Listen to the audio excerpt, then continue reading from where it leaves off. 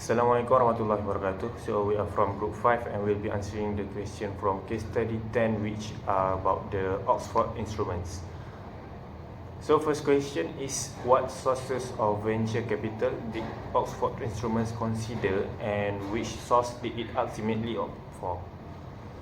So Oxford instruments considered several potential sources of venture capital, including firstly is large companies investing in technology, merchant banks, insurance companies, and also by the rich private individuals.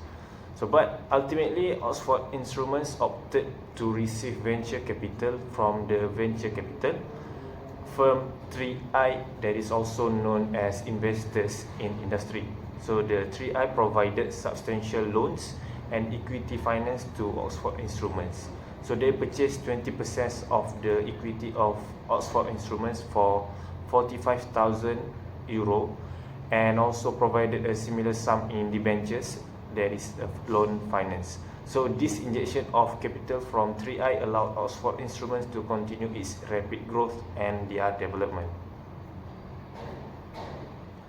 For the next question, number 2, what is the name usually given to high net worth individuals who invest in new ventures, especially ones that take the form of technology-based companies? So it is high net worth individuals who invest in new ventures, especially in technology-based companies. They are often referred to as angel investors. So these angel investors, they provide capital for startups or early stage companies in exchange for equity ownership or convertible debt. But they can offer not only financial support but also valuable expertise, industry connections, and mentorships to help the startup to proceed and succeed. For the question 3, what innovation did Oxford Instruments develop? So the Oxford Instruments developed a significant innovation in the field of superconductivity, which the innovation involved the development and manufacturing of superconducting magnets. So this superconductivity is a property of certain materials where they lose all electrical resistance at a very low temperatures. So the Oxford Instruments capitalized on the potential of superconductivity to create a powerful and efficient superconducting magnets. So these superconducting magnets had the ability to generate strong magnetic fields without the need for the large amount of electrical power, and it can elaborate cooling systems. As for the question number 4, what kind of entrepreneur would you classify Martin Woods? So we identify Martin Wood as a technopreneur or technology entrepreneur due to his role in founding and developing Oxford Instruments. The company focused on technological innovation in the field of superconductivity. So he led the development of new products and technologies, making him an entrepreneur who leveraged his technical expertise to create a successful business. And that is all from me. Next slide, I will pass to the next presenter. Hello and Assalamualaikum. My name is Mohamed Syukri bin Tajuddin and I'll be presenting on question number 5 until 8. So I'll start with question number 5, which is, what aspect of Martin Wood's previous work experience proved helpful in founding Oxford Instruments and why? So Martin Wood's previous employment had an important effect on the creation of Oxford Instruments, particularly in the development of his network, expertise and abilities. So his technological abilities and education played a key role in the founding of the organization. He had a solid technical basis thanks to his engineering training, which included degrees from Cambridge University and Imperial College. So knowing the fundamental of scientific equipment such as magnets was essential for comprehending Oxford Instruments' core business.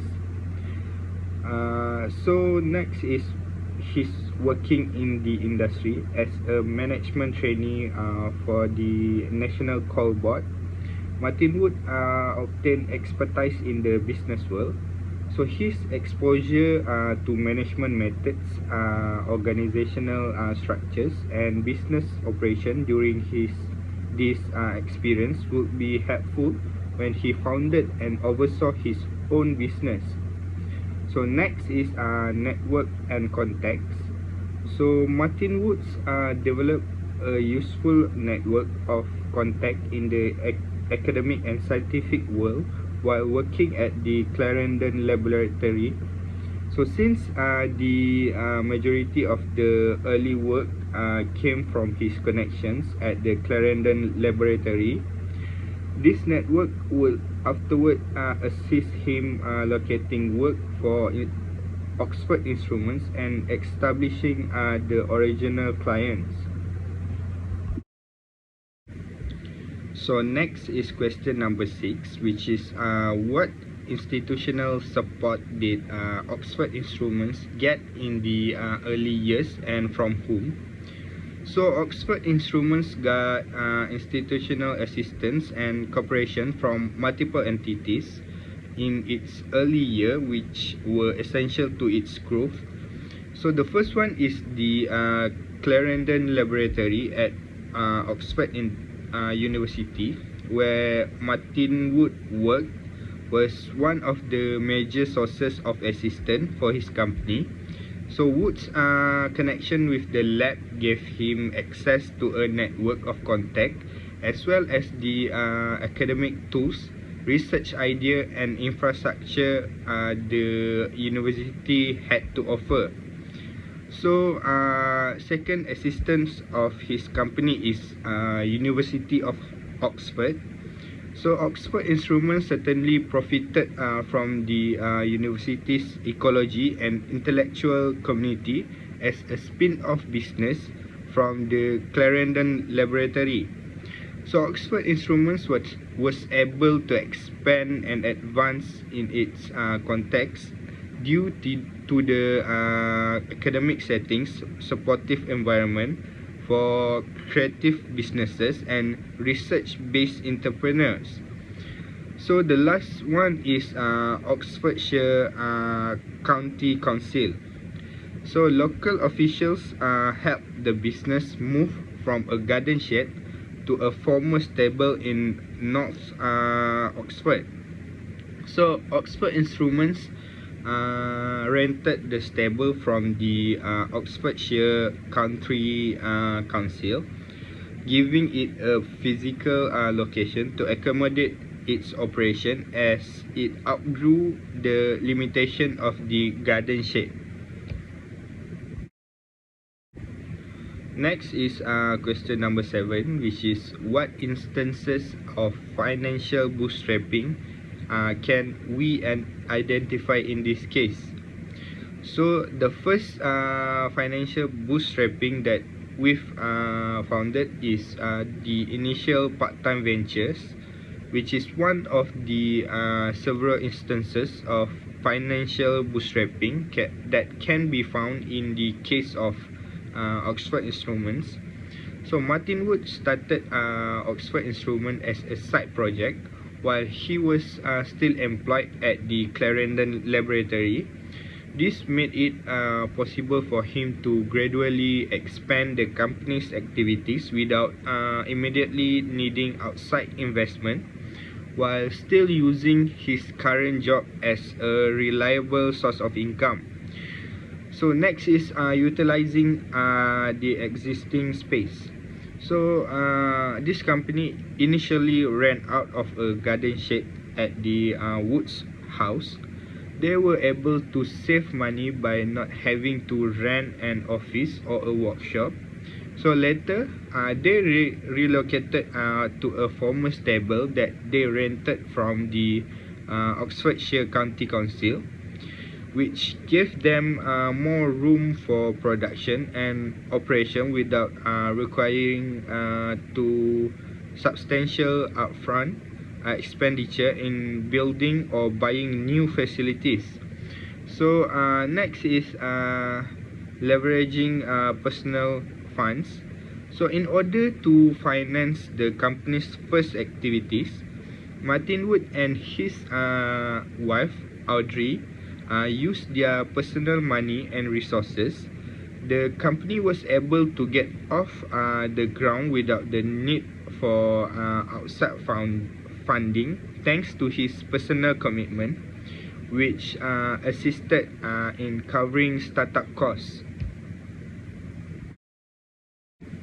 So we will move to question number 8, which is how important do you consider Martin Wood's personal network to have been in the success of this venture? So the effort that resulted in the establishment of Oxford Instruments was a huge success, thanks to large part to Martin Wood's personal network. So his network was crucial to the formation, development and success of the organization in many ways. So here is why initial opportunities made Martin Wood's personal network so important. So Oxford Instruments' earliest prospects were made possible by Martin Wood's relationship at the Clarendon Laboratory and in the academic world.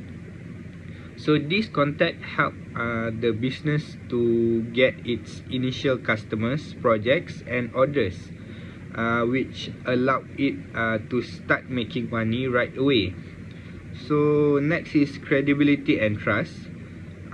Because Oxford Instruments gained credibility and trust thanks to Martin Wood's standing in his network.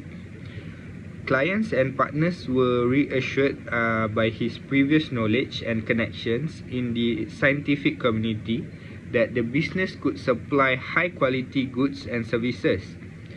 So the last one is resource sharing. So the company was able to access crucial resources without paying large fees because to Wood's network and to the equipment and resources it borrowed from the Clarendon Laboratory. So during the bootstrapping period, this resource sharing component was essential. So I think that is it from me. I'll pass to the next presenter. Thank you. Number 9, how important do you consider Martin Wood's personal network to have been in the success of this venture? It is important as it helped in providing equipment for Martin Wood. We know that Martin Wood was a worker at Clarendon Laboratory as a researcher. So at first he was part-time venture doing Oxford Instrument. So without Clarendon Laboratory connection with Martin Wood, it is impossible because Clarendon Laboratory provided equipment such as he borrowed from the study. We learned that he first bought an old lathe machine at auction, and then he managed to arrange to borrow Clarendon Laboratory special machine to winding magnetic coils. So without the personal network with the laboratory, it is impossible to make it happen. So next, which organization was Oxford Instrument parent, and to what extent did the company continue to maintain link with it? So Clarendon Laboratory was Martin Wood or Oxford Instrument parent because they first started doing the business at the laboratory. So the as time they continue to maintain link with Clarendon Laboratory until Martin Wood finally quit his job at Oxford University.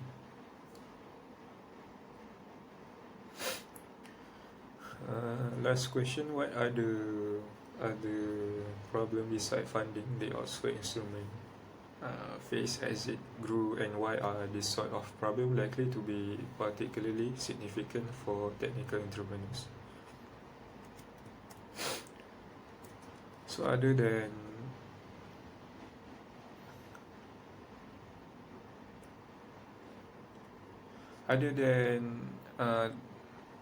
problem with funding, Oxford Instrument also face problems such as obtaining reliable supplies of raw material.